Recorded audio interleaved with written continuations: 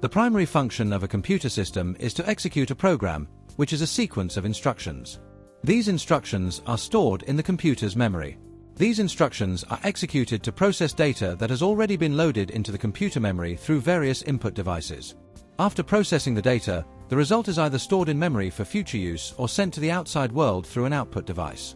To execute an instruction, the processor contains an arithmetic logic unit, ALU, a control unit, CU, several registers for temporary data storage, and some special-purpose registers. The special-purpose registers include the program counter, PC, instruction register, IR, memory address register, MAR, and memory data register, MDR.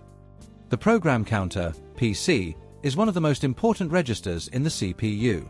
The program counter keeps track of the execution of instructions by identifying the current instruction and determining the next instruction to be executed. The instruction register, IR, is used to store the instruction that is currently being executed. The contents of the IR are made available to the control unit, which generates the timing signals required to control the different processing elements involved in executing the instruction. The memory address register, MAR, and memory data register, MDR, are used to manage data transfer between the processor and the main memory.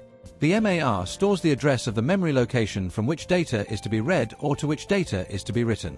The MDR stores the data that is either read from or written to the address location in the main memory.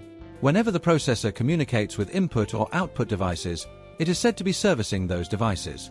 This servicing can be performed using one of two methods. One method is polling, while the other is the interrupt method. Polling allows the processor software to regularly check each input and output device to determine whether any device requires servicing.